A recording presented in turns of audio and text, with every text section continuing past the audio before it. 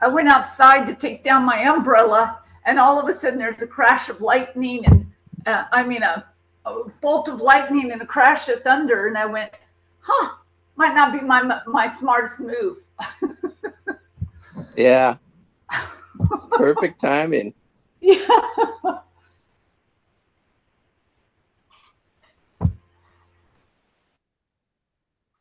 Yeah, I might have to jump off early too. Just depends on the weather.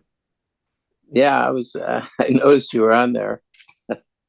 Hey, John, I think Anna is in as a attendee instead of a panelist. Can we switch her over, or does she need to go to a different link?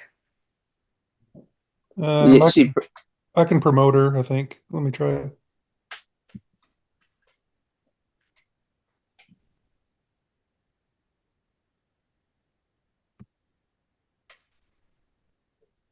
There she is.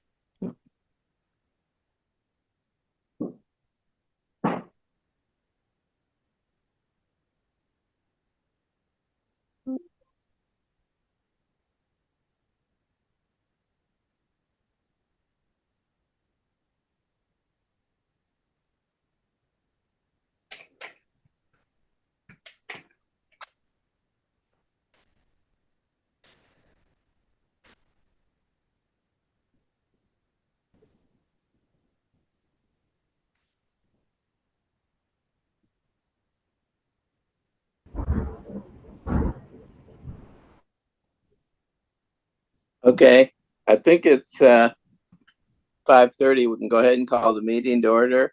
This is the work session for May 19, 2025, Bella Vista City Council. And but first thing is review of the minutes. Anybody see anything on last month's minutes they'd like to comment on?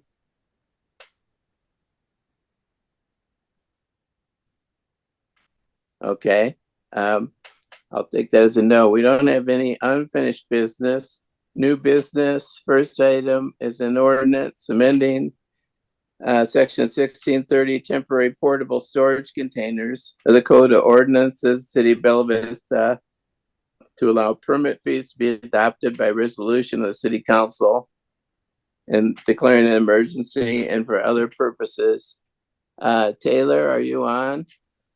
Yeah, I'm on. Okay. Do you want to talk about that a little bit? Sure. Been having camera issues, so it might take a minute for it to load, but essentially we have been setting the current schedule of fees, which we'll talk about later during the open discussion to give you a little bit more information on that when Roger joins us. But during the review and during the study, it's found, and I don't know if you guys remember this back last winter, whenever we did the right-of-way amendment for the permit, the fee amendment, or the fee and the permit amendment that we did for the right-of-way. We keep finding a little bit of inconsistencies throughout the ordinance that adopts a fee. It was probably intended that way, but logistically speaking and administering it's inconsistent. We have some fees that are set by ordinance. We've slowly been changing those to resolution to match the majority of them, which right now the majority of them are set by a schedule of fees that you all adopt and approve by resolution. So that way it's easier and more streamlined for us to administer that. We don't have to wait the 60 days. It doesn't have to be read 3 times. It's just more of an administrative task than it is a legislative task. And so trying to clean that up. This is one of those lingering permits that's still within our ordinance that has not been switched over. I believe it's the last one that we still have left. So proposing to get that done to streamline and collect the fee, and then we'll return in June with the updated schedule of fees, including this permit. And I'll talk about that a little bit more during the open discussion. And I'm happy to take any questions. I have one, sir. Go ahead. So we're going from not having a fee because it says that was free of charge to collecting a fee. 1, what would the fee be? And 2, why? I think I can give some answer to that.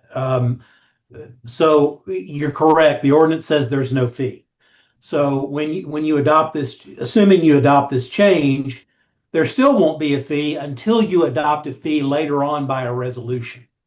So that's the practical thing of what would happen. So if you adopt this, you're still not adopting a fee yet. What you're saying is in the future, if you decide to adopt a fee, you will do it by an appropriate resolution rather than having to go back and change this ordinance. So otherwise, you have to go back and change this ordinance, and it's more involved to do that. You could, but it's more involved to do that anytime you would seek to have there be a permit fee. So what these are, just to give everybody a little recollection, and some of you, the mayor may remember this. We had a situation in Bella Vista about these pods, is what they're called. So they would set them out in the driveway, and they're meant to sit there for a period of time. When you're going to move, you load the pod up, and then the truck comes back, takes the full pod, and drives off with it. And the pod sits there for a period of time. Well, apparently we had at least one example of someone that just had a pod there forever. And so there was a desire to adopt an ordinance to time limit them and to require them to get a permit. But at the time, they didn't want to adopt any permit fee. So they adopted the ordinance that you currently have, which is the current 16-30. And so that's why we have what we have. And I don't know that the pods were much of an issue other than that one example. This is one of those, I have to be honest with you, this is one of those where someone complained and we ended up with a law that affects 30,000 people, and it made, I'll let Taylor speak about whether or not how big an issue it is, but that's how we ended up with what we have. And so I just give you a little history on that, and I'll back off. Okay, any more questions? I have one. Go ahead, Travis. What makes this an emergency?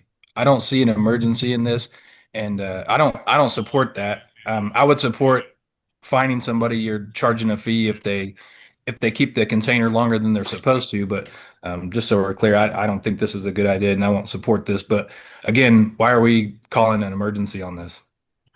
The reason why is because they want the timing of it is all because they intend to come through with a resolution. Taylor, next month, or where they're going to ask for all the permit fees to be reviewed. And so they wanted this to be one of those that was reviewed. And so in order for that to happen, this would have to take immediate effect. And so that's the reason for it. But I'll let Taylor speak more about the timing and the review of the permit fees generally. So yeah, just to clarify, this is not setting a fee right now. This is just a logistics cleanup. It's the only permit for some reason that we are setting by ordinance instead of resolution like the rest of them. All it is just a streamlining with our permit fee adoption so we can have it all on one document that's approved by one way. Mayor, I think there's another question. I don't know if you want me to keep going. Shay, Newport. Yeah, happy to wait my turn, not trying to cut you off, Taylor. I was just wanting to understand, it seems like if we were to change this to a resolution style, and then you'd mentioned that the fee schedule will be readdressed, will this be in some sort of bulk fashion, or would it be line by line where we could pass this and make this a resolution, but then when we revisit the fees, we could still keep this at 0? Is that a possibility? Yes, we're not talking about the fee tonight at all with this ordinance change. All this is changing the process for you guys to set the permit fee. We're So trying to make it the same as all the other permits. So I would direct the council to look at the proposed ordinance, and what it does is it amends subsection H. And the last sentence of that currently says, and let me go back to the way it currently reads. So H1, the second sentence starts, said permit shall be free of charge and shall be valid for a period of no longer than provided in this section for the location and usage proposed. And so really what it would then say is, looking at the proposal, it's reworded. It says, said permit shall be valid for a period no longer than provided in this section for the location and usage proposed. The applicable fee for a permit shall be as set from time to time by resolution of the city council. That's the change. So the ordinance, the whole regulation of the containers is not now a resolution. It's still an ordinance. All it does is it takes the permit amount, which currently is 0, and would make it subject to a resolution, which could still be 0. But so there's no, and I don't know that there's a desire to put a fee on it. I'll let the staff speak to that, but it was just to make it like the other things that we're doing. And I think, Taylor, am I correct in saying that? Yes, it's just making it the exact same as all other permits for you guys to set it by resolution instead of ordinance. It's just a cleanup. We're trying to streamline and make everything the same. It doesn't make sense to do this if the goal is not to put a fee associated with it. Well, yeah, it does. They're trying to get everything. What happens is then they're going to come through, under the new system, there'll be a code reform, and then we'll have a resolution that lists the whole mess of things and says what the fees are. And some of them they won't all be the same fee. They'll be different, because it's different things. And there's another, I'll put in a 0 by some of them. That's all. And just for clarification, there'll be one single resolution with a whole bunch of fees attached, or will it be line by line individual resolutions? Because I understand the need to and desire to get this change from ordinance to resolution. I understand that part. I am more concerned about us not being able to zero it out. You could, and I'm sorry to interrupt, but no matter how it's presented to you, if there's and I don't know what the intention is, but I don't know if they've even figured it out yet, but in terms of the numbers, but you could get a resolution that has a table in it, and it says for all these different kinds of permits, here are the different permit fees. Okay, that's one way it could be done. Another way it could be is we could do a separate resolution for the dozens of permits that we do and have a fee. But even if we do it together as a table, you have the right during the adoption process to amend it, to change it, to 0 it out, to delete it. You always remain. So there's a mechanism to do it, to do what you're wanting to do, and that is to be able to look at one in particular and maybe you're fine with 99 of them, but that one you want to talk about, even if they're on a table all together, you still can have full authority to do that if they're put together. Correct. So the schedule of fees, Wendy, is one document, and it has all of my department's fees on it. And then the building division and the fire department, they have a schedule of fees that all of their fees. We each have departmental schedule of fees, and it's one document with several fees listed within it. And so just making sure that all the fees can go through the same approval process is much cleaner. And that's all we're asking.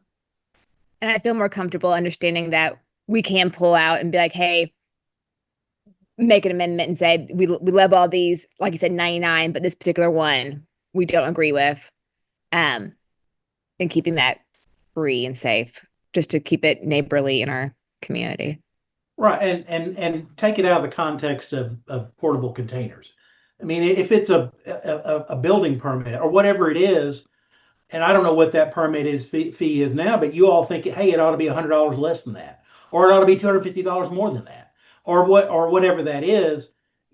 I mean, you'll have the ability to do that as well. You all set the fee, and there will be a mechanism whereby, that's part of what I do, is to make sure you're able to get that done. So you'll be able to do that through an amendment process rather than a separate enactment. I have a Anyway. question, if I may. Okay, I think people understand it at least, and we can talk about it and vote on it next week. Next Mayor. one's a resolution authorizing the mayor and city clerk to enter into a 3-year lease contract with Stronghold Data LLC in amount not to exceed $31,269.46 for the lease of Dell computers and associated equipment. John, did you want to talk about this? Sure. Yeah, this is routine business for us at this point. We've been doing these leases for about 6 or 7 years now. Our policy on hardware has been 5-year maximum, 3-year preferred, and these leases are a great way to move more things to that 3-year preferred. It gives us a chance to get fresh equipment and then also have somewhere to return it whenever we're finished with it. Because one problem we always have with purchased equipment is we have to figure out some kind of a recycling center somewhere to go with it when it's done. Where the leases, you just simply return them to Dell. Hey, John, just a quick question. Something I'm not really 100% sure I understand is why does the resolution say Stronghold Data when the lease, generally speaking, says Dell? Because every time we try to look for this lease, we can't find it, and then somebody remembers it's Dell. Oh, I'll be happy to help you find the lease anytime you need to pull it. Well, I just don't understand why the resolution says Stronghold and the lease is in Dell. I can answer that, and that's why because the lease agreement is with Stronghold, and Stronghold is a company that deals in Dell. And so the lease agreement is with Stronghold. That's the name of the company where the lease is with, but they are the intermediary with Dell. I don't know that Dell leases directly, but they do it through providers. John, am I correct in saying that? Yes, Jason, that's correct. And also, Stronghold Data is not only a Dell reseller, but they have been very accommodating to the city. Because one thing that our previous finance director, Carrie, wanted was an annual payment instead of a monthly payment. And Stronghold is willing to work with that. We can pay them once a year. And then, they take care of getting Dell paid, where if we go with Dell Direct, they typically want monthly payments. So it was a more convenient way to handle the billing for accounting. Well, will you do me a personal favor, Jason? Will you check the lease? Because I believe that the lease itself specifically says Dell, not Stronghold. And the other thing is, just as a reminder, we had talked about we talked about doing partial payment to get them on an annual basis. I can tell you right now, Kim, that if you look in the documents that are in the packet, page 1, stronghold data, leased endpoints, then there's a letter, then there is the actual equipment, the quantity. Each of them talk about the time, and they have a quote summary from Strong. And then Stronghold Data has a master service agreement, which is also attached. And then toward the end, there is a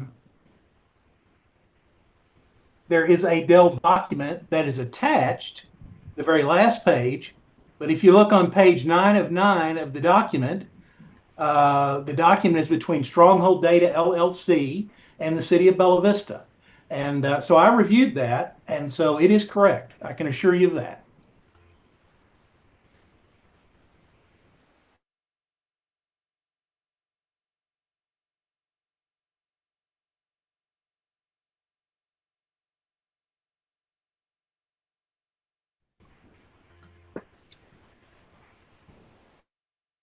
Council?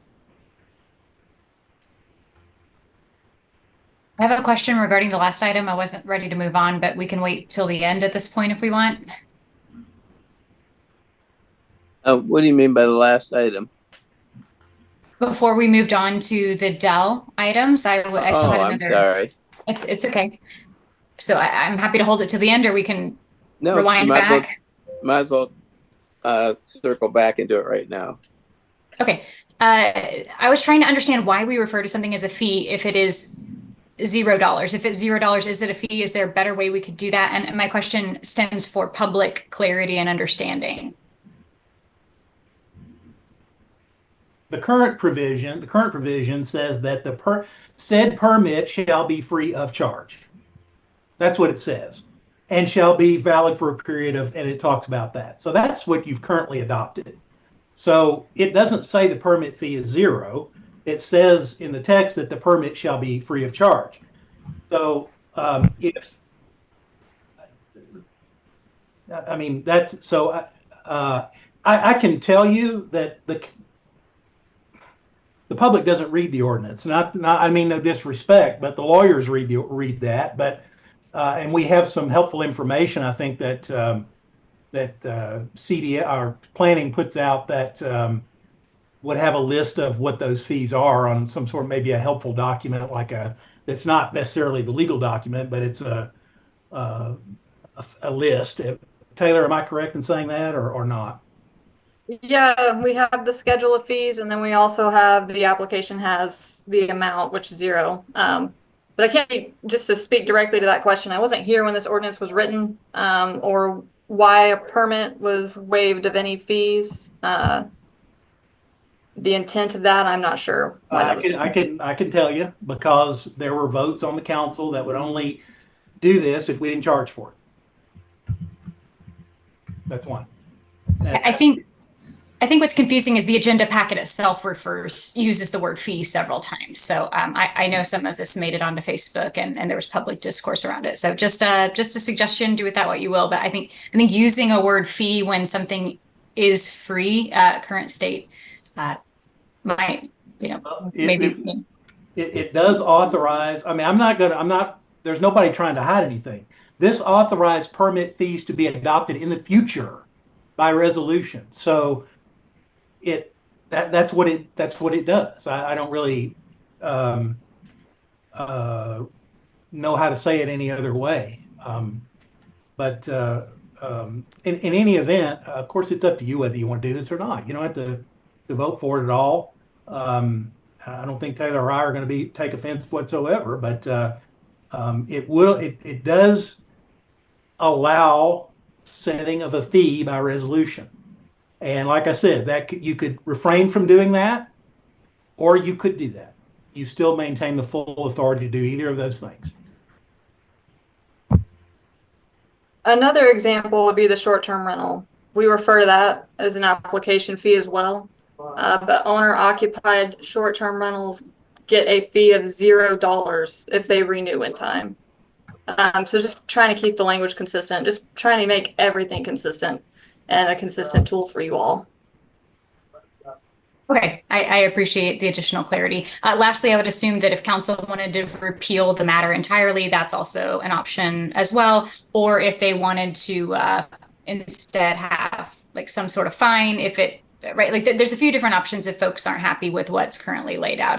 That would also be accurate, right, Jason? Well, you could always repeal an ordinance, so you can always do that. And for any violation of any ordinance, there's always a fine if a court finds someone in violation. So in other words, even today, as the ordinance is right now, if someone has a pod and they don't have a free permit for it, in fact, I'm prosecuting one of those right now.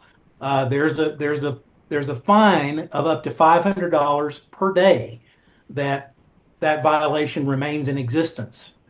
And so the case I've got right now, all they have to do is to get a free permit. Of course, they can't have it there forever. And in this particular case I'm thinking of, they've had it there for a year, and they've had months since they've received the citation, have done nothing. And at $500 a day, they're at a potential total maximum of $162,500 worth of fines if they were convicted of all those. And if the judge, I mean, that's the judge is not going to impose that, but that's the legal maximum. So there are fines for violating right now. And I think I said this already, but you can repeal anything you want. I think if there's any desire to repeal this, then we probably would need to do that kind of through a separate ordinance. I don't know that we can squeeze that into this particular ordinance through amendment, because it's just kind of a different, a whole different thing. Rather, it wouldn't fit within the title. But I'd be happy to draft that anytime for anything you guys need. I appreciate the clarity. Thank you. Is there, going back, is there anything, and I'm sorry I jumped ahead on you, Shay, I didn't realize that. Is there anything else on stronghold data?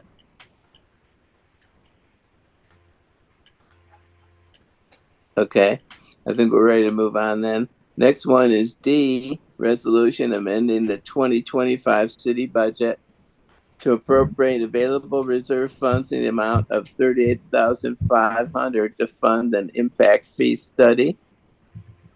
And this is with a firm called Tischler Weiss. This is who we used when we first did the impact fees about 4 years ago. And at that time, it was $40-some thousand.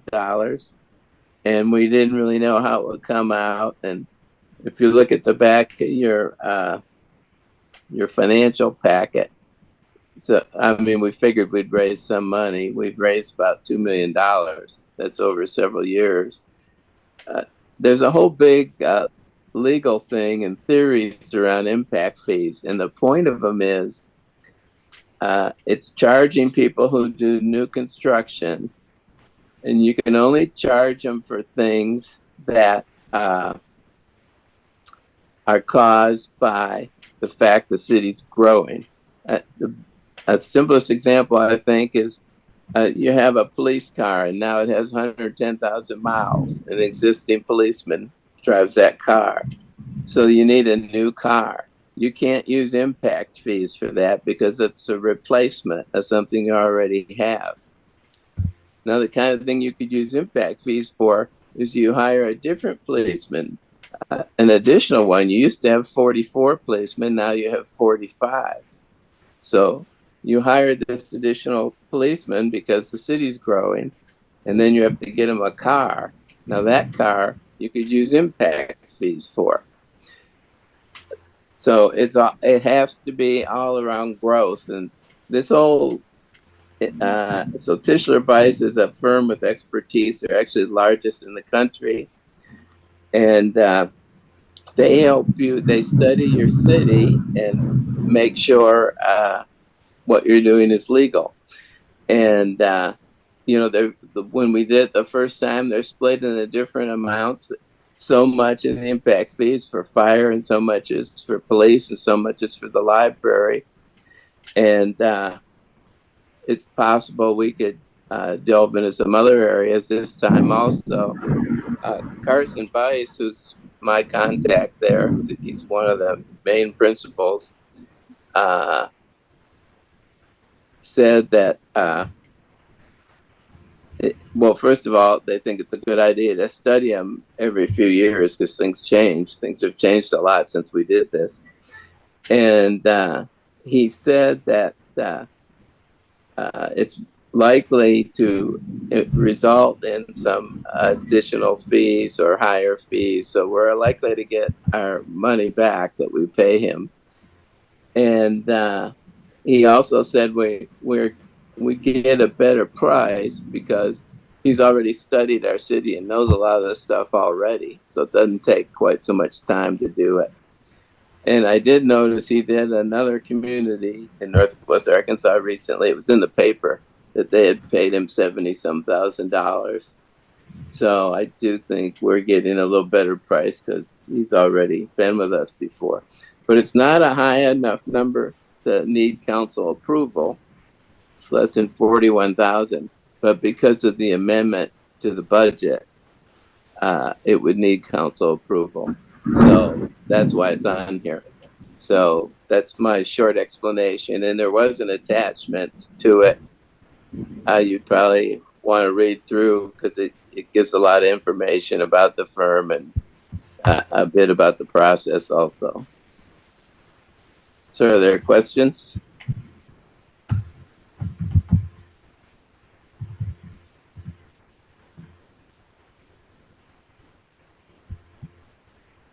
No questions? Okay, that's something we can address next week. And next one is a resolution approving the mayor's appointment of, and we have 6 of these in a row for the Bella Vista Library Advisory Board. I don't know if Suzanne's on the call. Are you on, Suzanne?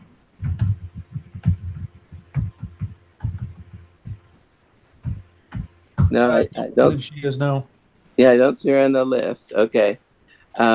Mayor, I should have, I think I know the answer to these, but in terms of consent agenda, we can't put the ordinance on there. I just wanted to see, I was assuming no one probably wanted to put that budget amendment for the impact fee study on consent, but there is the one about stronghold data.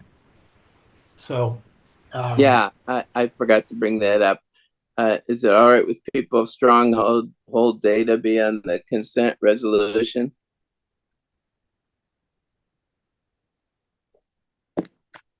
I guess that means it is. I did want to mention, and you guys probably figured this out, you know, stronghold data is not 41,000 either, but whenever it's a lease, it has to have council approval. So that's why it's on there, even though it's a lower dollar amount. So we'll put that on the consent agenda. And then we have the 6 resolutions for people on the library board. So I don't know how folks feel about putting that on the consent agenda. they are split up. I mean, we made sure to put each individual on a separate resolution. That's something the council expressed a desire to do. Yeah. So that's why we did that this way. That way you can have individual consideration much more easily. I'm comfortable having them all on the consent agenda. Me too. Same. Same. Okay. Yeah, we did have 11 or 12 people apply for this, so we were pleased about the interest. As usual, there's a lot of interest level. So I didn't hear the first thing you said. You think you're okay with the consent agenda on these? Yes, sir. Okay, sorry, I just didn't hear you. Okay, let's see, that runs us through the resolutions, the rest of the resolutions. On discussion items, the very first one was Carroll Electric. And because of the storm and because we were doing it online, Mike Dodge thought it would be better if he came back and at a meeting and did it in person. And he did have a lot to say, so I thought that would be good. So we're skipping that one. Next one is Public Information Officer. and this is under my name. And the only reason I brought this up is, Cassie Lapp is the city's public information officer. And so she speaks to the press on behalf of the city. So some city council people have contacted the press several times, and that's allowed. That's okay to do that. It's not okay for an individual city council person to say they're speaking on behalf of the city. So I just want to make sure people understand that distinction. We had a couple of things that were inaccurate information and whatnot, and we just appreciate if you guys would be careful when you're doing that. So, but it's perfectly legitimate to speak to the press. Perfectly legitimate for any citizen to speak to the press, for that matter. So, For clarification, so if we speak to the press, we need to make sure we express it as solely our opinion, but not that we are a city council member, but solely our opinion and not behalf of the whole city council, correct? yeah, because people get confused about that, and they think maybe you're speaking for the whole city, and we don't know if the other city council people agree with until people vote. You don't know what's what. So I just wanted to mention that. It's not, I don't want to make too big a thing of it, but so I wanted to bring that up. Yeah. So what would you suggest if we talk to the media to differentiate between this is my personal opinion versus I'm speaking for the city? Because some of it we can't control. The media kind of puts the story however they want sometimes. So. Well, that's true. I mean, the media can be as inaccurate as anyone else, as most of us have probably experienced. So just say that, I'm a city council member, and, you can identify yourself as a city council member, and then just, say what your opinion is, but don't say, hey, I'm speaking on behalf of the whole city or anything like that. So.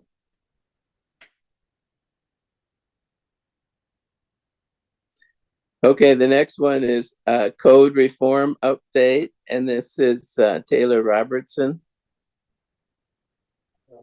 Yeah, just wanted to do a check-in. I think last time I gave you guys an update, we were on pause due to the legislature.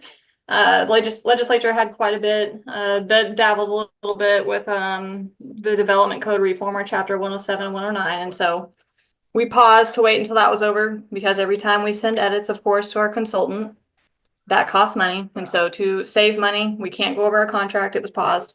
It's now been picked back up.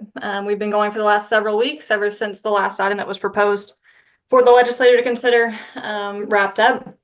The ones that passed into act have been given to our consultants to work into our new code to make sure that our new ordinance is compliant with state law. With that said, we are currently working on getting ready to do some media releases for the upcoming meetings. We are doing an open house, which is the main open house with the Freese and Nichols consultants, will be June 17th, 2025, tentatively 5 to 7 p.m. at the rec. And then we are doing 2 secondary open houses for those that can't make an evening. We're trying to do one on each time of the day, one at night, one during lunch, and one during the morning hours. And so following the Wednesday after the 17th, so on the 18th, we'll be doing a lunch hour, 11:30 to 1:30. Just come in, open house, ask staff questions, look at the exhibits, look at the ordinance, look at some photos of what the ordinance will end up provoking through development. And then we will have a morning session on the Thursday after the main open house event, and that will be the morning session, 8:30 to 10:30. Following that, the Planning Commission has set a special meeting to discuss this. It is a large document. It's over 600 pages and a new map. So it only makes sense to have a special session entitled to just that discussion only. That is set for June 30th, 2025 at 4:30 p.m. at District Court. And then it will also be on the normal work session that's already posted on the development calendar, July 3rd. But we also have some pretty active development cycles. And so again, we just wanted to have a meeting where we could talk about just the code reform. That would set this for a public hearing on July 14th at 4:30 p.m. or after the BZA District Court. And if Planning Commission recommends it to you all would have it for the first time on your agenda for the work session on July 21st at 5:30 p.m. And then your first official reading of it would be July 28th at 6 p.m. That's the schedule that we're following right now. The intent was to get it to you guys before August. Some of those new ordinance or new state laws that are acts currently go into effect the beginning of August. So that was kind of the push to have it at least in the legislature's hands by the time that rolled around. Our original goal was to have this to you guys in March. But again, legislator kind of put a pause on that. And then as a reminder, this product will be on all new 107, which is your city's subdivision development standards, 109, which is your city zoning ordinance. And attached to that ordinance, we'll have a new zoning map to reflect a couple changes that we discussed at the training. Those being mainly, we had to create a new zone and we got rid of a zone. So we reduced our zones, added one, created a new one that is intended for Bella Vista specifically. So it looks fairly similar to the map we have now, just a little different based in terms of matching our comprehensive land use plan. And then of course, reflecting the new zones that we made and the ones that we got rid of. And that's all I've got for you right now. Any questions? Yes. Okay, go ahead. Thanks. Hey, Taylor, just for clarity, one more time, can you, I had the dates as the June 17th, 18th, and 19th, but I only have the 17th down at the rec. So just for clarity, do you mind running through dates, times, and locations one more time, please? Yeah, and this is Sentinel. We haven't set this out to the public media yet, but what we've got booked with F&I is the main event, the open house at the rec, 5 to 7 on June 17th. And then staff will hold 2 secondaries for those that can't make the main event on the 18th during lunchtime, 11:30 to 1:30 in the training room at District Court. And then the following Thursday, right after that, we'll have a morning session for those that need a morning time, 8:30 to 10:30 at the training room. And we, of course, will do mass blast, media releases, the whole thing well in advance. So Thank the you. second and third one is more for people who missed the first one? Yes, we're hoping the bulk come while F&I is there. And it's the rec, it's a little bit more welcoming. We wanted to make it like a neutral location, not the scary district court. We wanted to kind of discuss questions, make it more fun. So that was the main goal. So that's the main event, is going to be that Tuesday, the 17th from 5 to 7. Okay.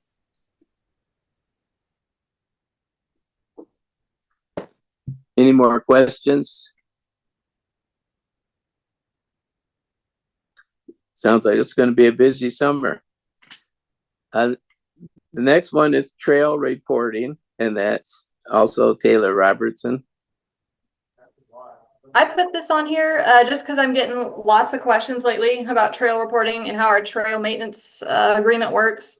And so I thought I'd just address it all at once in case to help kind of streamline the amount, because I'm saying like the same answers quite a bit. So I figured it would just be best practice to just put it all out there. The last time we talked about it was at the end of last year, whenever we updated the maintenance agreement. And then also we updated the licensing agreement in January. So it's been a while, but just to kind of remind how our maintenance structure is set up, it's like nowhere else. As you know, Bella Vista is a unicorn in our terms of public accessible parks. We don't have any here, so our trail network is our public amenities. That is set up through 2 special agreements since 2015. Whenever the back 40 was set up, we have a maintenance agreement with the POA that says they basically oversee maintenance and the city reimburses them up to 50% of the total cost, and it has a total limit. You guys just agreed up to 90,000 total. So the POA and the city are both putting in 90,000 or agreed to. Anything past 90,000 would be on the property owners association unless the city council were to amend the maintenance agreement to increase it. But that's where it stops. That's where it caps for 2025. As of present, we only put towards 90,000 towards the trail maintenance. And regarding the reporting structure, this is where the bulk of my questions have been the last 3 to 4 weeks. How to report. Again, since it's really the POA that is overseeing it, we are partnering with them to make them publicly accessible and to put towards that investment of 50% of the trail maintenance. So we are basically we assist with communicating and we assist with financing and keeping those up kept. The POA is the main, like at the top of the pyramid, if you want to look at it like that. The POA rec department, I'm not sure what that official department is called. Trey is who is the director of that department. He is who has a contractor, which everyone knows as Chuck, or CBW LLC, who does maintenance for him. And the reporting that either is done through, there's several apps now, which I believe several of the entities, we have been talking about trying to streamline that because there are multiple ways to report trail maintenance right now.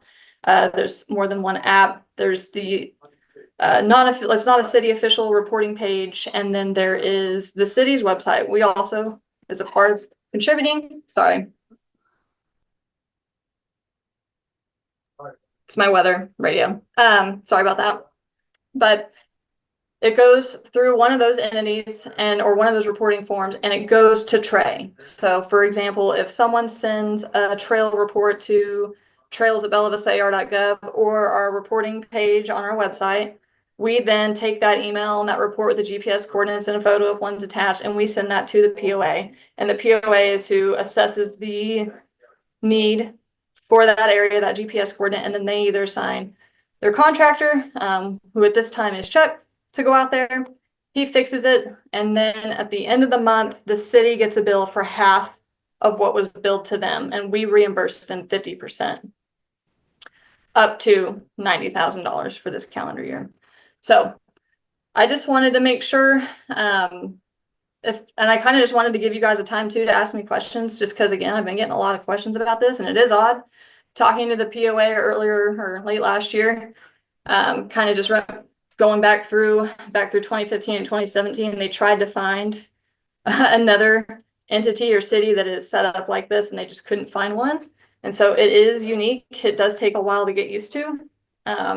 So yeah, I just wanted to kind of set that up and then open it up to any questions if anyone had any now. And then that way, in case someone else had the same question, they could also get that answer too. Any questions?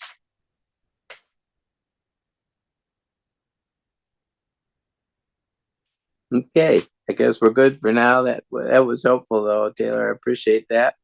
Next one is schedule of fees, and that is Director Robertson and Chief Building Official Roger Geyer. I don't know if Roger's on or not. So why don't you start, Taylor? I can talk about mine. I thought Roger would be on here. So I don't. Oh, I guess he is. I didn't see him on my list, but that. Sorry, I'm coming in under Sims. Okay. Okay. Well, yeah, just to give another update, the last couple months from my side, I'll let Roger give his as well, but planning typically first, planning fees, planning applications and reviews are done first. We've been looking and watching other cities. Every couple years, we take updates, make sure that we're, charging the right amount to recover the right amount. And it's looking like we're coming short. It's been a few years since we've updated these. Last time we updated a couple, I think back in 2021 or 2022. I think it was 2021. Because the legal app fees had increased, words or cost per word were required to put and publish notices typically before something, before a public hearing is done. And then if it's an ordinance, we have to publish it twice if it's passed. So I have to publish an ordinance notifying the public of a public hearing way before the planning commission gets it. And then once it makes it to you all, if city council adopts it, then Wanda has to post another legal ad in the newspaper notifying that it has been passed. And so those costs, those direct costs, we try and keep those to a sustainable rate with the applications. That way the city is not subsidizing those elsewhere. And then of course, staff time, staff resources, inspections that are required, the amount of time it takes to get that application through, the amount of hands that have to touch that application. All of that, we try and make sure that it's at least recovering a portion of what is being asked of the city to do, whether that's reviewing a large scale development site, whether that's asking the city to consider a variance of the zoning code or a waiver of the development code. We try to make sure that they're consistent while also trying to be consistent with the the other cities in the area. And so every few years we look at the big four, see where we're at, and we're starting to fall behind in some things. And so that is what's triggered this internal research / study on where we're at. And so that's kind of where we're having this conversation. We actually wanted to bring it to you guys this month, but due to how busy our departments have been, this project is taking a little bit longer. The study's taking a little bit longer than expected, between my department and Steve's department with the building division. It's just, of course, I'm sure you all saw, we've been very busy the last 5 years, and exponentially, our permits have already risen this year compared to last year. And so it's not slowing down. Development's not slowing down. The amount of time that staff is investing in permits and application reviews is not slowing down. And so we kind of just wanted to have an open discussion this month before we brought a new schedule of fees to you all for consideration, either in June or July. But again, that's all dependent on how much time we have to invest in this study while reacting to current planning or applications to make sure those don't fall behind and make sure that those have an appropriate review time and issuance time as well. And at this time, that's kind of like my intro to mine. And I just wanted to pass it over to Roger. If you're still on here, Roger. Roger, before you say something, I just want to follow with one thing on a fee amount, and it'll apply to your part as well as what Taylor just said. For legally, for something to be a fee rather than a tax, it has to bear some relationship to the service that the city is providing. And so that's why it's important to have these reviews and to not pull a number out of thin air, because we run the legal risk is that someone says, hey, this isn't a fee, you're taxing building houses. No, we're issuing a permit fee for a fee for a building permit. And because, it's so much staff time, and this is all paperwork involved, and we've looked at it and all of that. So that's why it's important that there be a review to look at these fees to make sure they are sufficient, either high or low, either way, and to look up what all's involved and whether or not, policy-wise, whether the city is losing money on the process. I think that's something you probably want to make sure you're not doing, but also not that you're using it as just a revenue source, extra money. That would be a legal issue. So I just wanted to say that in terms of kind of the rationale for a review of these on a periodic basis. And I'm sorry, Roger, to have intervened, but please go right ahead with your part. No, I absolutely appreciate what you just said, and we agree. I'm sure Taylor's on board with that too. We're actually looking at recovering costs of business of services rendered, and at this time, as we're comparing the other jurisdictions, we're finding that we're lagging behind. And I can give some quick examples. So right now, on an electrical permit for a residential single-family residence, our fee is $30 for an electrical permit, and there's no way that we can service that by doing inspections, processing the permit, doing inspections, and basically we end up going out 3 or 4 times, and the compensation is $30, and that's way out of line with the other jurisdictions. And so Taylor and I have been visiting jurisdictions and speaking on the phone and trying to get in line with what they are actually charging, so that we're not looking like we're gouging the public, but we are looking for fair compensation for services rendered. And I think Taylor and I are on that page. Yeah, so I can give examples of what the fee study so far on my applications. So right now, residential large scale in Bella Vista is only $400. Oh. And then in Fayetteville, it ranges from $983 to $1,583. Bentonville ranges from $400 to $800. Rogers is $500. Springdale's $250. But the 3 out of 4 were less than on those. And then when we're looking at non-residential large scales, we only charge $500 for those. Fayetteville's charging $1,333 to $1,583. Bentonville's charging again $400 to $800. Rogers charges anywhere from $500 to $5,000 depending on the size of the site. They do it by acreage in Rogers. And then Springdale is the same as ours. It is $500 as well. Other things that we're looking at that we're a little low on, for example, conditional use permits, that's something that requires quite a bit of public noticing. It requires legal ads. It requires notifying those within 200 feet. The signage requirements, all that, that's additional time. That's either additional gas we're spending to go to the site, additional time, just staff resources, multiple people are touching it to make sure that all the noticing requirements met. We charge 225. Fayetteville's charges 400 for those. And then let's see, we've got a few others that I've just got highlighted that's catching the attention. A PZD, which is a planned zoning district. Other communities call them planned unit developments. It's basically like a rezone, only it has a lot more review because you're reviewing the zoning change, just like a rezone, and then you're also reviewing the site plan. So it's like a site plan development and a rezone together, which means a lot more time is spent on that, as well as, again, all the public noticing, both on my side and Wanda's side. We only charge 400 for those. Fayetteville charges 667 and 833. Bentonville varies on theirs, 350.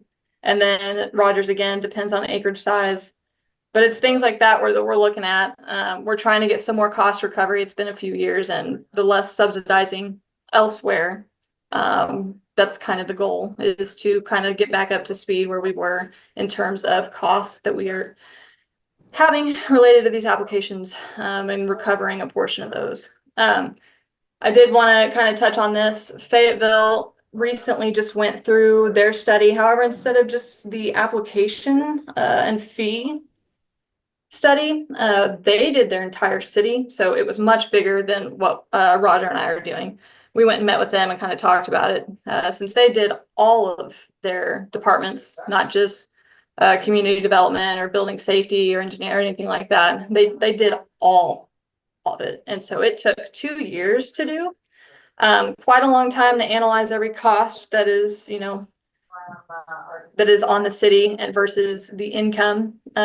So obviously that makes sense why it's so long. They didn't expect it to be that long after talking with them, but they ended up, their council passed a cost recovery goal to get closer to 100% recovery of their costs with the fees over 3 years.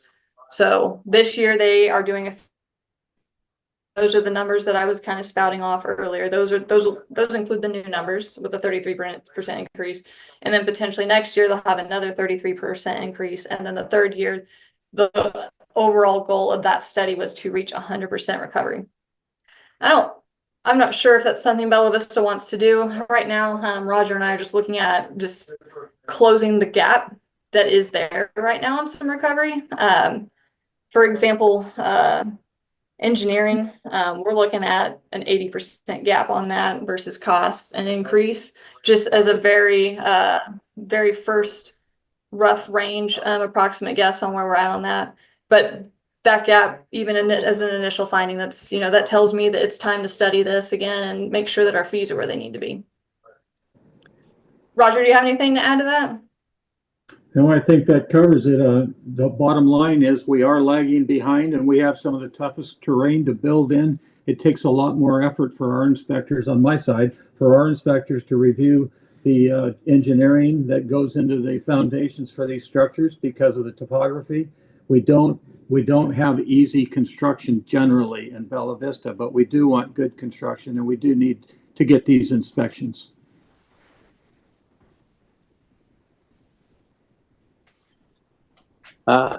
So our idea was just to bring this up as a discussion item, and then the next month or a couple months, they'll come back with some actual fees you could look at and decide on. So we thought we'd bring the subject up today. Is there any questions? Yeah, hi Mayor, this is Anna. I guess not really a question, but just I wanted to state that I think it's a great study that y'all are working on. And I think it's fair to look at other cities for sort of what's going on. I just want to make sure that as you're doing the study and assessing the fees, that we are looking directly at what the costs are for Bella Vista specifically. I think it's really important that we keep it in line with whatever our expenses that we're able to capture that and not run in a deficit. So it's good to have that knowledge from the other cities. But at the same time, to everyone's point, we are still our own unique city, and we have to make sure that anything that we are increasing or decreasing fees on it, that it kind of lines out and makes sense. And I think I heard that's what you're doing. So I just want to make sure that that remains the focus. Okay, thank you. Any other questions or comments? Taylor or Roger, whoever, when and if you get a chance, could you send the council those comparisons? Yeah, we can send what we've got.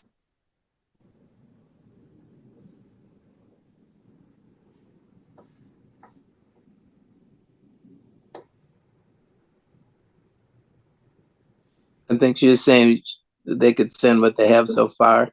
Sorry, did I break up? Yes. Yeah, you broke up a little bit. Yeah. Anybody else? Okay, that gives you an idea what that one's about. Next one is subject of a bike pass, and this is Council Member Harp. Yeah, so a few people have mentioned this and reached out to me about creating a voluntary bike pass fee. I talked with the mayor about it, I don't know, a couple weeks ago, and he talked to the staff, and they decided that they didn't really have anyone that could accept this additional workload. However, I just think it would be a good idea for us to implement some sort of a bike pass that is voluntary basis, say $5 a bike per year. $15 for a family. I don't know. I just kind of, like Jason had mentioned earlier, pulled these numbers out of thin air, but it would help to pay for things like the water spigots that are broke. Because if you're paying attention to our bike riders and our trails right now, they're extremely upset that they come up to a water spigot owned by the city and there's no water. They're really upset. They're adamant that we fix it, and this would just be a way to generate revenue from those bike riders and from those people that enjoy our trails. And like I said, if it's voluntary, they could pay it if they want, and if they don't, they don't have to. If they did pay it, maybe we could give them a sticker that says, I support Bella Vista or preferred trail rider or something along those lines. But just an idea I came up with, so wanted to run it by you guys. If anyone had any ideas that we could piggyback off to get that implemented.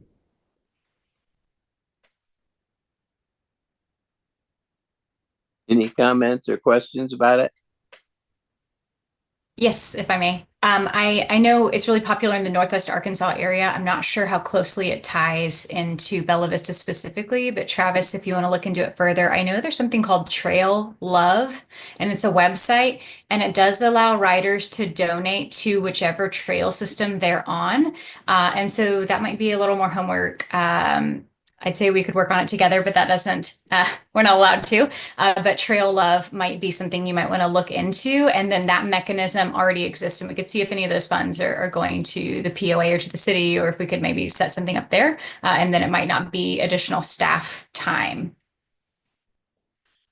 Yeah, Cassie Lapp had mentioned that to me about Trail Love. And I guess there's it's even at the trailheads where you can, it's pretty clever the way it's set up on the computer system. We're not quite sure what's happening with that money, but yeah, that's something we might want to investigate a little more, see what's going on there with that. I think maybe that was Trailblazers thing. Is that right, Cassie? I think she left. Yeah, okay. Anyway, she had mentioned that to me, and some other people had mentioned some of the difficulty of keeping track of it and things like that. But I see where Council Member Harp's going, especially being voluntary. It maybe wouldn't seem too burdensome on people. But anyway, I think that's something we could continue to look into, see if we could figure anything out. So any more questions on that? Mayor, could I address the spigot? Sure. Just an update on that. Probably should have gave that as an update during my trail reporting, but the city only oversees 3 spigots. That is Lake Ann, Bear Hollow, and Buckingham Trailhead. It was found when we tried to turn them on after the last freeze at the end of April that the Bear Hollow and the Buckingham Trailhead had suffered some damage over the winter and were leaking, so those were left off. However, the Lake Ann was supposed to be turned back on. The city sent a formal request and an approval for that to be turned back on. And after this race, it was found that it apparently is still off. And so we are reaching out to, actually this weekend, I reached out to the POA. Still haven't heard from them. Called them a few times today. Haven't gotten an answer on that, but we're trying to figure that one out while the plumbers are assessing the other two.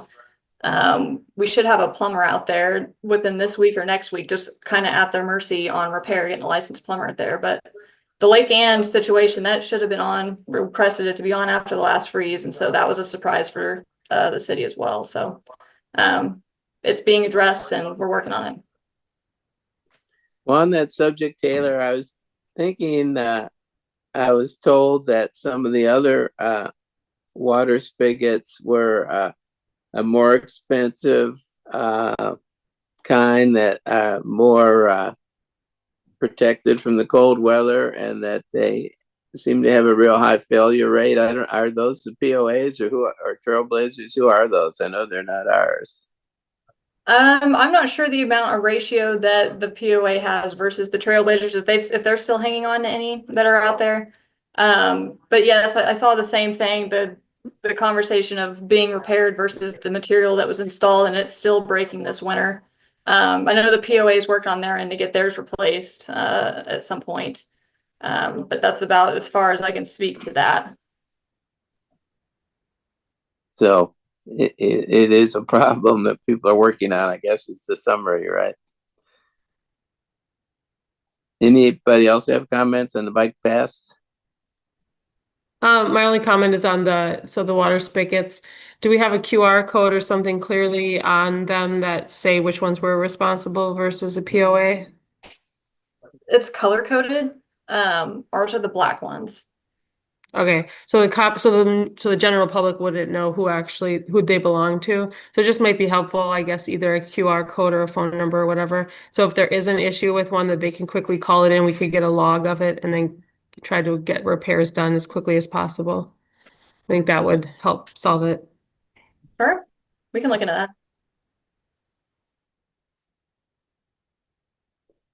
Okay, that sounds good. The next one is a couple different things I wanted to bring up. One is the Durapatch, and I'll talk about it if Karen about it. I'm not so sure she is. She told me she was questionary on her reception. Anyway, Mayor, you were breaking up. She may not have heard you. I don't see her. Oh, okay. Karen Hunt.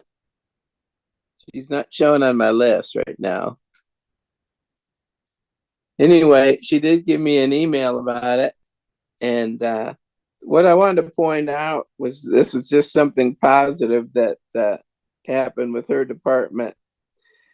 They had for 2027 on their capital expenditures, planned capital expenditures, to get a new Durapatch machine for $110,000. And she thinks it'd probably be more than that because of inflation.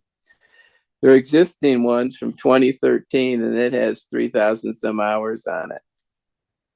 So they found one on Gov Deals, which is a site that the police department has used a lot, but the streets never has. But their mechanic found one on Gov Deals, and they ended up, it's one of those things you bid on it. So they were willing to go to $25,000. They got it for $14,200, and it only has 700 engine hours on it. And it's the same brand and everything is the one they have. So all the parts are interchangeable. So bottom line is we felt really good about that. They had a $110,000 bill in their short-term future and were able to get a really good piece of equipment for, with the fees and everything, it was $17,000. So I just wanted to spotlight that. I thought that was great work on their part. And the other thing I wanted to mention was about STRs, short-term rentals. We've had a real ongoing problem with people not signing up. For instance, in January, we had Granicus identified 536 listings, and we had 452 permits issued. So we're 84 unpaid. And now, and this is all Dylan Shattuck's work, now we're completely caught up. We have 535 listings and 539 paid. So pretty much 100% compliance. And Dylan's been doing a great job in a lot of different areas. And I just wanted to spotlight that. That's in Taylor Robertson's group. And really impressed with the work that's been done there. Okay, the next one on the list is a report on the alcohol tax. And I think Kim Hall might be on. I'm here, and I am having problems with my connection from time to time. You guys, the city council requested a report, so that's what I submitted to you guys a couple of weeks ago. And I just wanted to see if there's any questions or feedback or anything additional that you'd like to see on this report. Oops, I'm about to be forced to reboot. Hold on a second. Okay, never mind. I saved. Does anybody have any questions about it? No, thank you, Kim, for putting that together and for sending it out. I appreciate your work on it. Well, you're welcome. Kim did find out one other item after she'd done the report. The city of Sherwood, which is about our size, and it, as I recall, has way more sales tax than we do. But they had a 10% tax on alcohol and got $110,000 in a year. So presumably, I actually looked up Sherwood to see how many bars they had and things like that. They had about 4 actual bars, and they had some other things that were, restaurants that would serve alcohol, typical type of places. But so I think my takeaway was we'd get a lot less than that. But it was interesting to see her report and also to see that actual data. She was able to, I think she got that data from a colleague. Is there any comments about that or anything?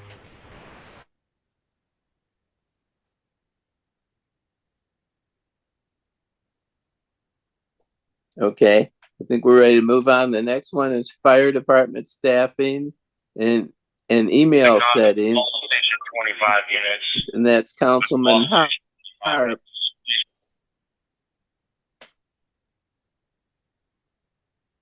the station for standby. Is it my turn? Sorry, I cut out for a second. It was on the fire department staffing and email settings. And I wasn't sure if you still wanted to talk about email settings. I knew you had some discussion with IT, so I wasn't sure. No, that's okay. We could skip it. But I'll preface this by saying that the views and the opinions about the fire department are mine alone. But the facts are from the fire chief. So just so you know, I'm not speaking for the fire department. I'm just speaking my views. But I just wanted to kind of piggyback and continue the conversation about how we could help the fire department and why I think it's important. And so I asked the fire chief to send me a couple of things that I thought may be helpful for us to kind of paint the picture. And in 2024, all of our ambulance were on a call at the same time, 42 different times. 115 times, 3 out of the 4 ambulances were on a call at the same time, which means, that many times our city was covered with 1 ambulance. The fire department also used overtime to make the minimum staffing levels 62% of the time. So 62% of the days somebody's being paid overtime to just make the minimum staffing levels. and 23 days throughout the calendar year, they were below minimum staffing requirements because nobody applied for the overtime shift. The fire chief told me his annual budget for OT in 2024 was $150,000 with an actual expense of $415,000 just for minimum staffing. So it went over that by $265,000, $265,222. So this is why I think it's important for us to figure out a way that we could staff the fire department. And like I said, I just wanted to give you all some facts just to kind of piggyback and keep the conversation going about how we could help staff the fire department. Okay. Thank you for that. I sent some stuff out by email this afternoon. I don't know if everybody got it. And it was on this subject matter. I'd like to go through it a little bit, but before I start, I'd like to say I have a really high opinion of our fire and EMS personnel. I get feedback from consumers that say, "Oh, they came to our house and one word they use that they're so appropriate." But one thing really stood out to me. One of our employees had a close relative who was in the emergency room at Mercy in Rogers. And the emergency room person said, "Oh, you're from Bella Vista? They have the best paramedics. They come in here and they're so professional and they never cause us any trouble. They always do everything right." But that really caught my attention because, this is a person in the emergency room that sees everybody's stuff. And she didn't try and draw them out. They just brought it up spontaneously. So I thought, wow, that's really cool. The other thing I wanted to say, I'm not sure if everybody completely realizes about Chief Sims. Not only is he running the fire department, but as you know, I've given him part of the building inspectors and permits. And also he's become kind of the point man for the construction on site there. And so he's doing a lot of different things. And I've been really impressed with his talent and managing all those things. And it was the same way with the police chief back when we were building the police building. He's running the whole police department like always and being the point man with the construction people. And, stuff with a big project like that, stuff just comes up constantly, right? So really feel good about the people. Having said that, I sent you all out about 6 pages. I was gonna, I thought we'd be in person. I was gonna hand it to you, and also we'd have stuff on the overhead and whatnot. So I'll just go through it. The first page, there's 4,721 calls in 2024. So if you divide that out by the number of days and the number of stations, it comes to 1.07 calls per station per 8 hours. So on average, each station makes 1 call in 8 hours. Of course, the overwhelming majority of them are ambulance, not fire, which fortunately. Next page talks about the number of calls each year by year. And, it really jumped up a lot around 2020, 2021. But the last 3 basically flat, hadn't been increasing, which is, I don't know if it's going to continue that way or not, because as you know, we're growing. I wonder if part of it was that the demographics, that, our population's growing, but we're getting more younger people, maybe be less prone to be needing an ambulance at their home. Anyway, basically it was 4,700 in 2022, went down in 2023, and then 24, it's 4,721. So it's been basically flat for 3 years in the number of calls. The third page is the number of approved positions and the actual head count. So the increase in approved positions, this is 2021 to 25, it increased 13%. Our population increased 11% at that time. So we haven't gone crazy. I mean, the improved positions, but the increase in the actual head count is much bigger. It's about 38%. But what caught my eye mostly, because it was really a little depressed in 2021, it was the last year. This is actual, the Human Resources Department likes to call this butts and seats. In March, I use March because a lot of times we give them permission to hire people, and I want to pick a month that they'd have, a lot of times you're hiring. 24, we had 62 firefighters. And March 2025, we had 69. We're +7 in the last year. My point is, so when somebody says, hey, I think we should hire 6 more, that would be like +13 in a year. I just can't quite get there. So that's the point of that chart. The next chart is the overtime, and it shows exactly what Travis was just talking about. The overtime was really big in 2024, and we're hoping that I regarded this year as an experiment type of year. The chief asked me for 3 fire people, and I gave him 3. So I was hoping that overtime would go down. And it looks like it will go down, but hard to tell right now by how much. But 2024, we did have kind of some odd things. We had one guy who's gone to the military the whole year. We had a firefighter who got injured, and it took months and months to decide whether they were coming back or not. It was ambiguous. And so, and then we happen to have a lot of FMLA, family medical leave, different things do happen. They just do. But one thing I noticed talking to the chief, as Travis said, all the overtime is voluntary. So at least it's people like having some of the firemen like having some overtime. But I agree, you can get carried away with it. You have people that are exhausted or whatever if you push it too far. Anyway, the minimum staffing in 2024 was 17, and the minimum staffing this year is 18. So we're moving the goalposts. The chief's kind of moving the goalposts on us a little bit. So you're giving people overtime to make 18. Last year, giving people overtime to make 17, and the number of calls is the same. So, but I do think he's going to get the overtime a little bit corralled. The next one is, this is a important one to me. It's the operating expenses, not CapEx, operating expenses. And over the last 3 years, the fire department went up almost 15% a year. It was 44%. And I had the police on here before because they went up just as much. In fact, a little slight bit more. But I thought, well, that's off topic. Let's stick with the fire.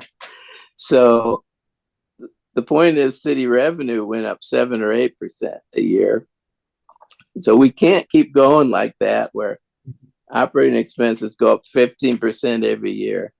Now, we had a discussion about revenue the other month, and I think it got a little too negative. The revenue is going up every year. But, from the citizens' point of view, they're very supportive of fire and police. And I love living in a place where people like first responders. I'll tell you, if you look around the country, the places that like them are nicer places to live. And the places that are down on first responders, well, I personally wouldn't want to live there. If you don't like police and fire, I think you're not thinking right. Anyway, but the point is, that concerns me when the revenue is going up 7 and 8% and the expenses going up 15%. We got to figure out a way to do a little better on the operating expenses. But I've told the police chief and fire chief this. I showed them these stats, and they've always done a good job of trying to do the right thing, and I salute them for that. And the last page is just showing large projects of the fire department, because the last few years we've just been off the charts. This is the best in the whole time we've been a city. This is the best we ever did for the fire department, in my opinion. So new fire station number 3, $2.6 million. New ladder truck, 1.3 million. This is all just the last 2-3 years. New fire training tower, 4.8 million. New living quarters in fire number 1, 2.7 million. New fire department offices. I didn't put a number for that because several things are commingled, but it's significant. So, you know, I don't think anybody could look at that and say, geez, these guys are being mean to the fire department.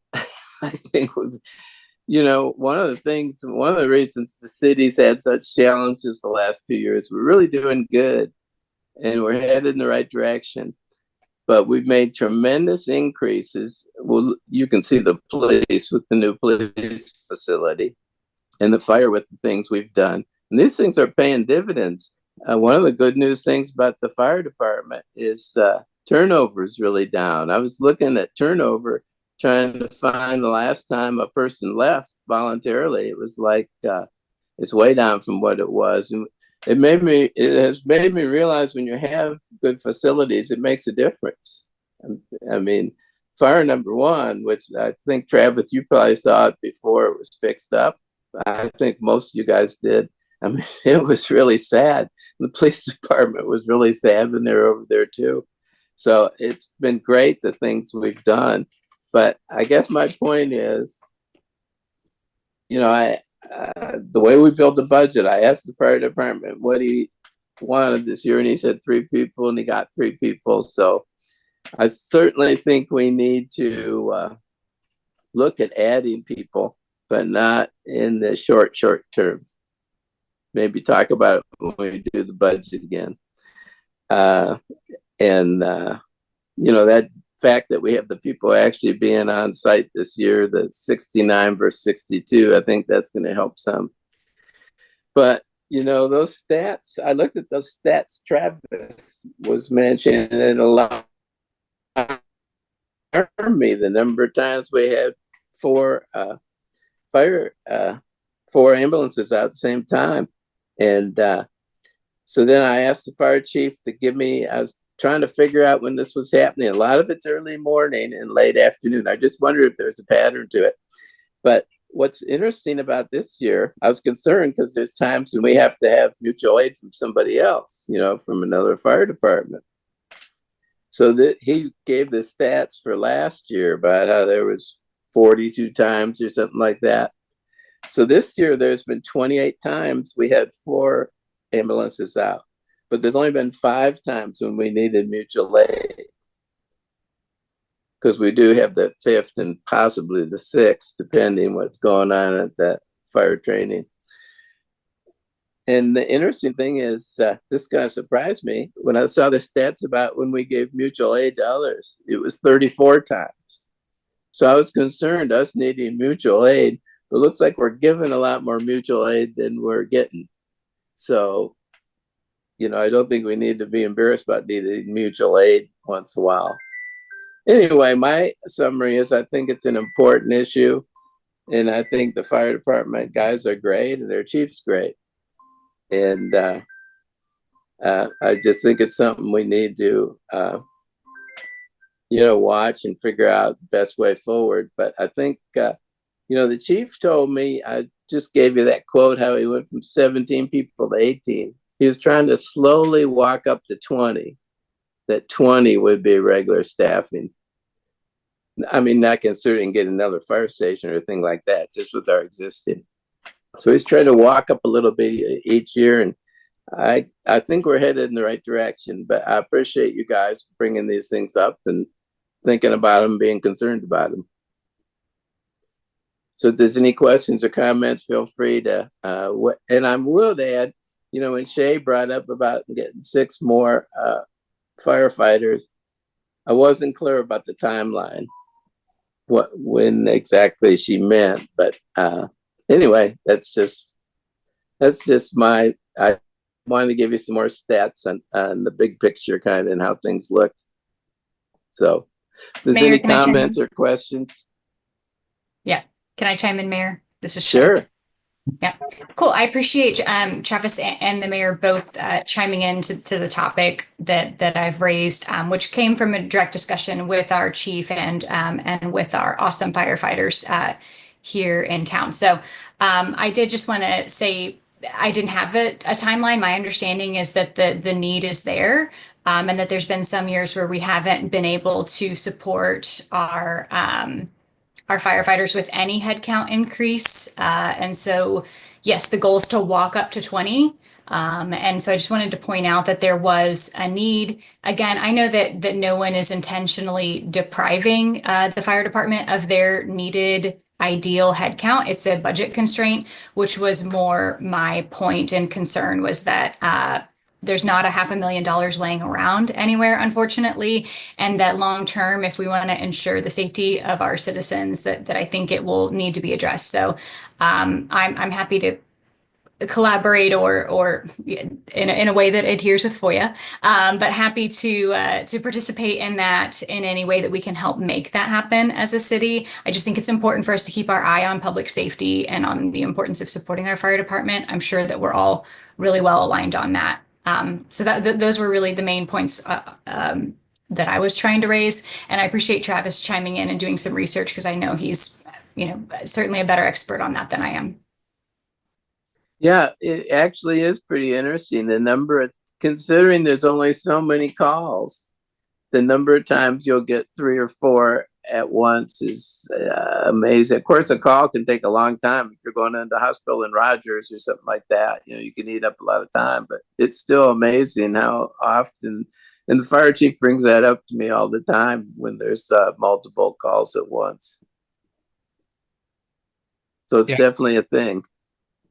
One last thing to add, Mayor, if you don't mind, is that those statistics don't take into account the acuity of the call. And you had mentioned it. Sometimes, taking the patient to a trauma center or whatever, it takes more time than, if we just take them to the freestanding ER here in Bella Vista or whatever. But also, just something to keep on our radars is when the bike park comes in, I'm told that we could see a high increase demand for ambulance services there. I don't know. I've never been to one of those bike parks, but that's just what I'm told. Well, that's an interesting point. I was thinking people are getting younger, so we'll have less calls, but you could argue you have more calls on bike accidents and auto accidents too, for that matter. You have more traffic. You're going to have more people getting in scrapes with cars as well. So it's kind of a give and take there. Yeah, and EMS is my primary concern with just the number of ambulances we have. I have spoke and tried to understand what, if any, medical things will be available at the bike park. It's my understanding, obviously, they're not going to have their own EMTs on site 24/7, and that the city of Bella Vista will be expected to support that. When that need arrives. I do mountain bike. It's not always super safe. Although we do try to carry on if we're injured and we don't actually need an ambulance. But ambulance service is my primary concern. And I would just like to remind everyone if we start to see an increase from increased population, car accidents, bike parks opening, changing the budget or raising revenue, buying ambulances, staffing our department, these things are not done overnight. And I know that we all know that, but that's my primary concern and why I want to make sure that we have our eyes on it, that we're thinking about it, and that we're able to respond as needed. Yeah. Well, ironically, the chief was thinking of fire station number 5 being, I would characterize it as further south on 71. And that wasn't because of the bike park. He was thinking that before they came up with the bike park idea, but it would be well located for that kind of thing. So let's figure out what area needs the coverage next, that kind of thing. So South Central was kind of on his mind anyway, and now probably another reason to be. So. Okay, I don't know if anyone has anything else. I have one thing I just wanted to mention. I had somebody complain recently, and this has come up before, and that I'm just raising it as a general subject matter. The general subject matter is too many STRs on my street, and they named a particular street.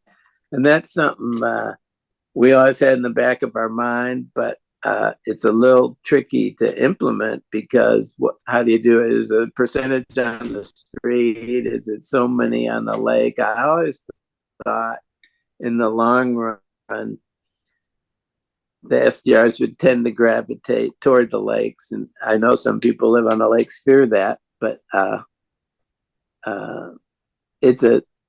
just throw it out there in case somebody wants to think about it. It's a difficult problem to attack because of how you define, having 2 million in an area and whatnot. Plus, there was legislation already about the SDR rules that already existed. So it's kind of a mixed bag, but I just thought I'd mention that to people that that's something that's been raised several times.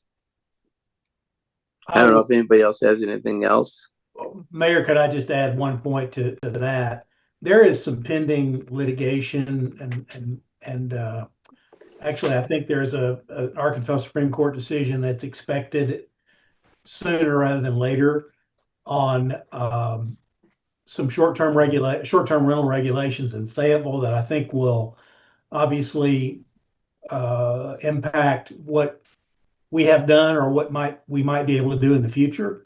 And so my recommendation would be, and I look every week for that result to see if it's happened yet, but I'd like to see that before we move ahead with more. But it is entirely up to you as to what you want to do. I just think we're going to have some more guidance from them relatively soon. And so we may be needing to look at more than one thing as it relates to the topic. And if we're on the topic, we're probably going to want to talk about everything at once. So that's just I totally agree with that. I assume you mean Supreme Court of Arkansas? Yes, sir. Is it that case out of Fayetteville? It is. There's an appeal pending on that. They had 2 cases going. They had that one, and then they had one that got decided this past week about their animal. They had imposed some regulations about selling animals, and so they had that was decided, and then there was this other one about short-term rentals. So don't know when that will come out, but I expect it this summer. Yeah. Well, they had a really low total, on their maximum number of STRs. So they hit that. When they hit that total, that really gets people excited. We still have some room to go on ours. And sir, can I add this different thing? Okay. Go ahead. So in December, the city council voted to appoint Mayor Flynn into the position that Doug Fowler vacated on the A&P Commission. I didn't know if Anna, Shay, or Travis, and I don't see Craig or Larry on here any longer, if any of them have interest now that we're halfway through this first year. I know the idea in my mind was that we would vote Mayor Flynn in for continuity, letting you guys kind of get on your feet to see if anyone had interest. So something to consider. If anyone has interest, please consider it, think of it, and if it's something you want to do, speak up for the future so we can get things changed, because we serve at the joy of you guys, basically. That's all I had. Okay. Anybody have anything else? Okay, we'll see you next Monday at 6 p.m., hopefully in person. Thanks for gutting it out. So we'll see you soon. Good night.